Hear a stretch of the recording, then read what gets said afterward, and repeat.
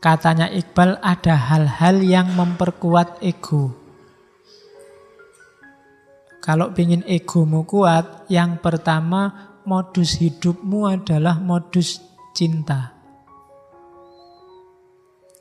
Ini penjelasannya panjang dan dalam. Wis kamu ngerti, rasakan sendiri ya apa itu cinta. Kalau tak jelaskan sesarang panjang. Kamu sudah ngalami itu, kamu sudah ngerti itu, mungkin prakteknya sebagian belum. Tapi hiduplah dengan modus cinta. Lawannya modus cinta itu hidup dengan modus pamrih. Apapun pamrihnya. Bahasa agamanya tidak ikhlas. Itu lawannya, modusnya pasti bukan cinta. Ada pamrihnya. Yang kedua, fakr. Kalau di Iqbal konotasinya fakir itu lebih ke ndak mikir balasannya apa. Lakukan kebaikan yang kamu yakini baik, ndak usah mikir kalau ini tak lakukan aku dapat apa. Bantu temen nggak usah mikir lumayan kalau dia tak bantu besok aku iso dibarengi dia punya motor. Ndak usah mikir aku sedekah sekian lumayan dilipat gandakan sekian ribu kali. Itu ndak fakir. Jadi konotasinya kalau fakir di Iqbal agak beda sama beberapa penjelasan sufistik. Intinya tidak peduli dunia menawarkan apa. Baik ya baik saja. Menghindari kejelekan, dihindari saja. Tidak usah mikir neko-neko. Ini memperkuat ego nanti. Kamu semakin kokoh. Tapi semakin kamu tidak fakir, semakin kamu ngitung-ngitung keuntungan, egomu semakin lemah. Karena dia tidak bisa mandiri. Yang dipikir balasan. Yang ketiga, egomu kuat kalau kamu berani. Orang egonya tidak bisa kuat, jati dirinya nggak bisa kokoh kalau penakut. Selama kamu masih takut ini, takut itu, khawatir ini, khawatir itu, kamu tidak akan kokoh jati dirimu. Jadi perhatikan. Berani itu tengah-tengah antara nekat dan pengecut, penakut. Itu berani. Ya, berani tapi jangan nekat. Ndak iso nyetir mobil, berani pak saya. Itu namanya nekat. Latihan dulu. Ya ndak apa-apa sih kalau kamu yang bonyok. Kalau orang lainnya nggak ngerti apa-apa lah kasihan. Jadi jangan nekat. Tapi berani. Saya berani pak, tak latihan dulu. Itu baru keberanian. Bukan nekat. Oke. Nggak pernah latihan perang, nggak pernah pegang senjata. Saya mau bantu saudara-saudara saya di Timur Tengah. Itu nekat namanya. Bunuh diri itu namanya. Ya kalau mau ya latihannya dulu. Baru ke sana. Kalau nggak ditangkap Densus. Ya. Itu namanya berani. Pakai perhitungan. Toleran. Semakin pandanganmu sempit, semakin kamu tidak toleran, semakin egomu tidak kokoh. Kenapa? Karena kamu akan selalu digelisahkan oleh yang lain. Kalau kehadiran orang tidak toleran itu kan berarti apa? Kehadiran yang lain mengganggu dia. Ini susah, kamu mandiri, susah kamu kokoh. Karena hidupmu mesti gelisah terus. Selama masih ada orang kafir, masih ada orang Kristen, masih ada Cina, hidupmu gelisah. Mereka semua bagimu mengganggu. Itu lawannya toleran. Jadi dirimu tidak bisa kokoh. Hidupmu dalam kondisi gelisah. Kemudian bahasanya Iqbal, kasbi halal. Nyari yang halal-halal. Yang tidak jelas, yang subhat, itu bikin gelisah. Apa saja. Tidak cuma rezeki. Pacar juga yang halal. Pacarnya temennya disikat kan tidak halal. Ya, tidak boleh. Oke. Jadi, ya apa-apa. Kalau yang halal itu kan tenang. Ya kayak kucing itu loh. Kucing itu kalau kamu kasih makan, dia makannya tenang. Tapi kalau dia nyuri makanan, dia mesti tidak tenang, tolah-toleh. Khawatir yang punya lihat. Nah, cari yang halal biar tenang. Oke. Kasbi halal. Ya kalau pacaran itu halal ya kawin aja, nikah aja. Nek kawin aja kamu nanti nekat. Nikah dulu baru kawin. Terus termasuk yang memperkuat ego, lakukan aktivitas kreatif original. Itu biasanya kamu semakin kokoh. Semakin kamu punya karya, semakin kamu mantap. Coba aja kalau tidak percaya. Meskipun karyamu ditolak di majalah mana-mana, di koran mana-mana, tapi kamu punya karya itu lebih mantap hidupmu. Lebih tenang. Yo ditolak, dikirim ke yang lain. Ditolak lagi, dikirim lagi ke yang lain. Lama-lama lah redaksi ini bosen-bosen dewe. Ya. Oke, terus yang melemahkan kebalikannya. Ketakutan bikin kita lemah. Ketergantungan. Dengan apapun, ketergantungan itu berarti ada di luar diri kita yang kita izinkan mengganggu, merusuhi, mengatur hidup kita, itu ketergantungan. Bahkan hadirnya yang lain tadi, yang bikin kita gelisah itu namanya ketergantungan. Ya kan? Padahal kita tenang bisa. Ada orang kafir di sebelahmu dan kamu tenang kan bisa. Tapi kamu izinkan dirimu gelisah gara-gara dia, wong dia gak pernah mikir kamu. Itu namanya ketergantungan. Jadi jangan mau bahagiamu atau tidak bahagiamu, kuncinya dalam dirimu sendiri. Jangan digantungkan ke yang lain. Marahmu atau galaumu, kuncinya ada dalam dirimu sendiri. Betul. Kadang-kadang kan ada teman mencaci maki kamu balas mencaci maki dia. Itu berarti apa? Kamu ada ketergantungan di dia. Wong kamu ndak balas juga bisa kok. Tapi kamu dipengaruhi oleh caci makinya, akhirnya kamu balas mencaci maki. Berarti kamu masih belum mandiri ngatur dirimu sendiri. Kamu masih digantung oleh orang lain. Kamu masih tergantung pada yang lain. Yang ketiga perbudakan, jelas. Unsur ahoka dzaliman au madzluman. Yang memperbudak atau yang diperbudak itu egonya lemah. Pasti. Dia tidak bisa sendiri jati dirinya. Yang memperbudak, dia butuh yang lain untuk ditindas baru eksis.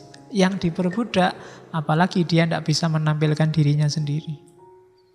Kalau kamu baru merasa dirimu hebat dan sukses dengan cara mengalahkan orang lain, itu sebenarnya kamu lemah. Kamu butuh yang lain untuk sukses. Khudi yang sejati, itu dia tidak butuh itu. Dirinya sendiri bisa besar dan tinggi, tanpa harus merendahkan, mengalahkan yang lain. Kalau bahasa Jawanya, menang tanpa ngasorake. Itu khudi yang kuat. Dan yang keempat, ini mungkin sindirannya Iqbal, umat Islam banyak punya penyakit yang keempat. Membanggakan nenek moyang. Aku keturunannya siapa? Kita ini keturunannya Nabi semua loh. Nabi Adam. Ya, ini pasti tidak mandiri. Siapapun nenek moyangmu, levelnya dimanapun, apakah bapakmu apa nenekmu langsung, sebesar apapun dia bukan dirimu. Tidak ada hubungannya sama jati dirimu. Jangan menepuk dadanya mereka. Tepuklah dadamu sendiri. Jangan nepuk dadanya yang lain, apalagi lawan jenis. Ya, nanti kamu dimarahi. Ayo, nepuk dadamu sendiri tidak apa-apa. Oke, masyarakat ideal. Katanya Iqbal, untuk mensukseskan program kita membangun jati diri, membangun khudi, memang diperlukan kondisi sosial yang kondusif, yang bisa mendukung. Paling tidak, cirinya situasi sosial yang mendukung itu, katanya Iqbal, minimal. Yang pertama apa? Masyarakat yang tidak materialistis. Masyarakat yang punya ideal. Masyarakat yang tidak hanya mikir kebutuhan perutnya saja. Jadi masyarakat yang punya cita-cita. Kalau masyarakat tidak punya itu, tidak punya haluan, tidak punya idealitas, susah dia bantu kamu mewujudkan egomu.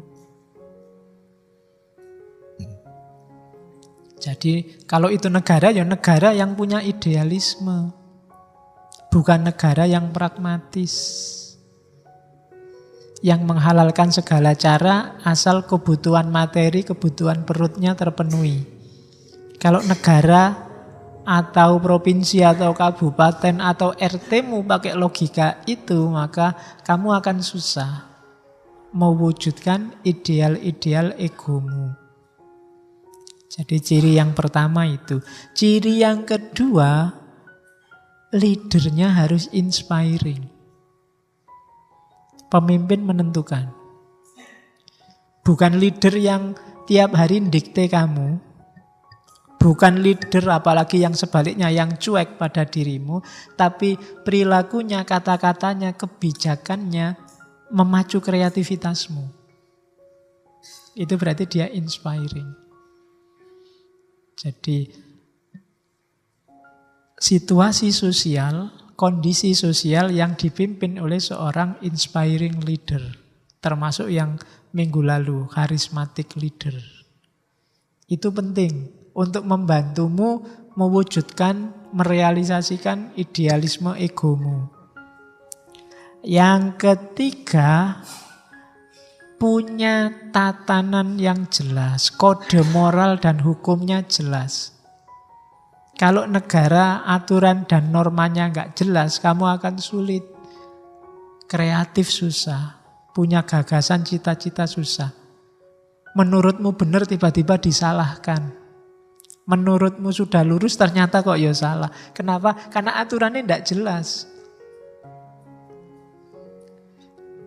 Oke, itu yang ketiga. Yang keempat, ya punya ideal bersama. Masyarakat ini punya cita-cita bareng.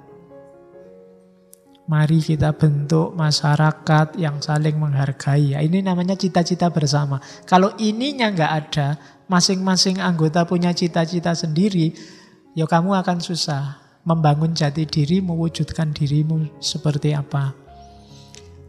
Selanjutnya, masyarakat yang bisa menaklukkan SDA dan SDM. Modal sosial dan modal materialnya. Kalau masyarakatnya masih, nama ndak bisa menaklukkan itu kan masih bodoh, ndak pinter. Modalnya apa tapi dibohongi orang terus. Sumber dayanya luar biasa tapi dikadali terus sama orang lain. Ini susah kamu mewujudkan idealismemu. Atau SDM, banyak orang pinternya tapi yang dipakai malah yang bodoh-bodoh.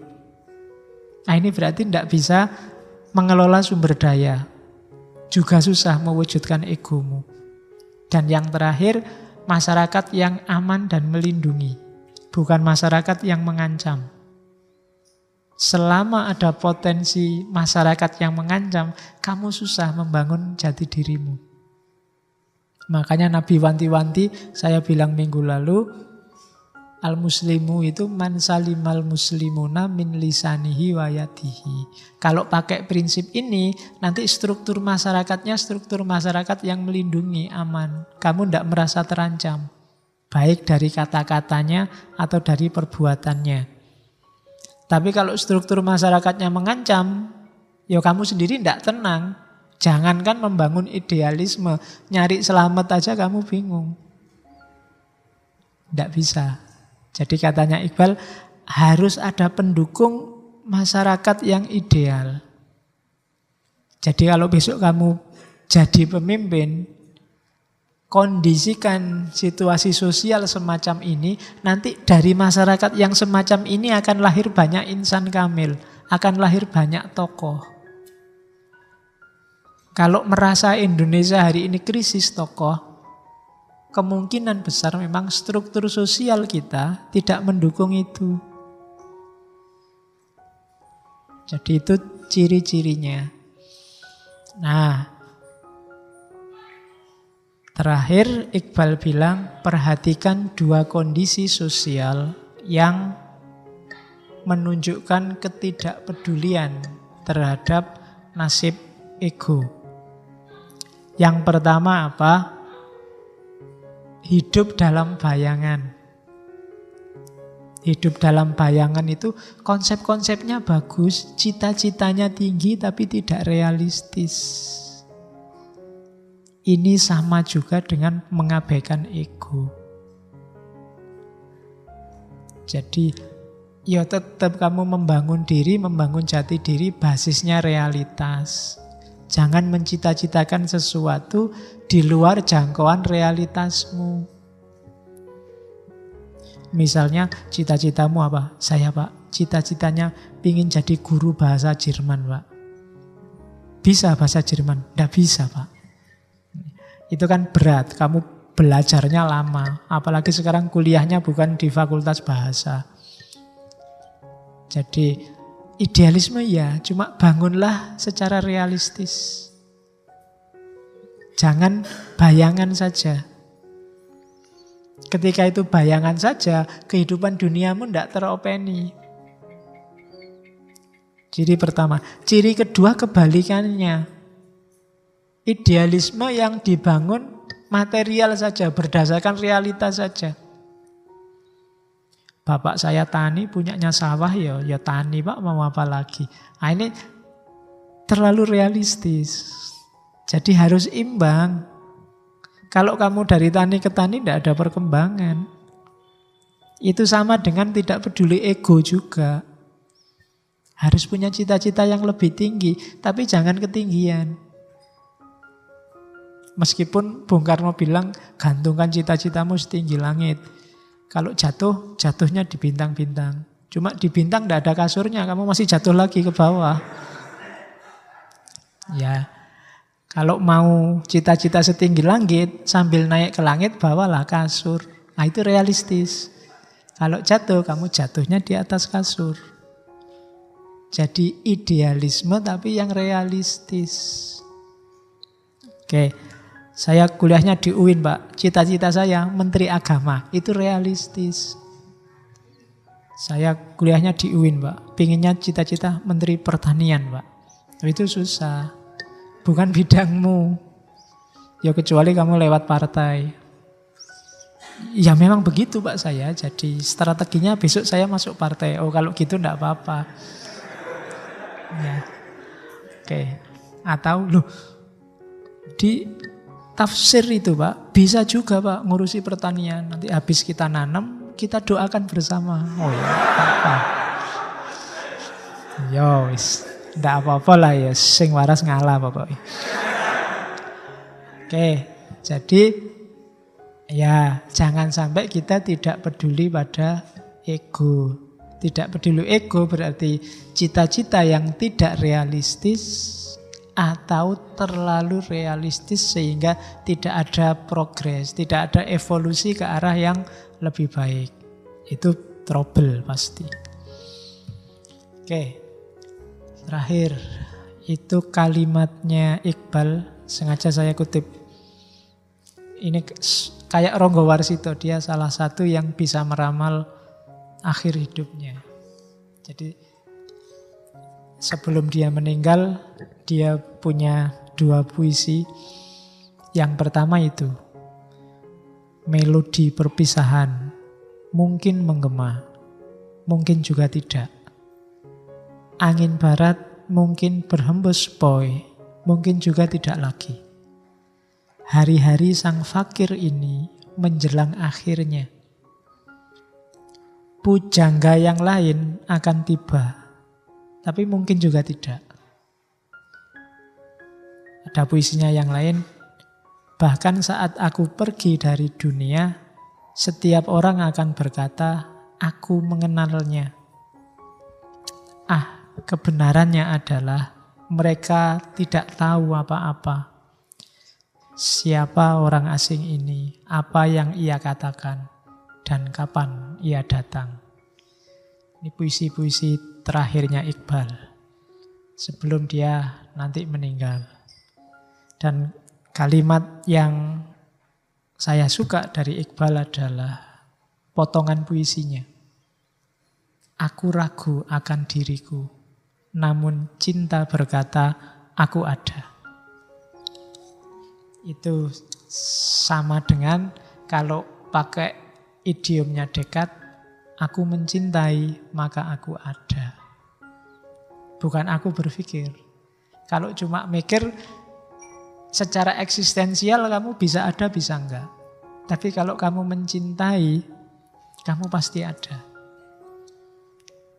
Karena kamu sedang merealisasikan dirimu dalam wadah paling agung yang namanya cinta. Jadi jargonnya Iqbal kalau pakai nama lain, aku mencintai maka aku ada.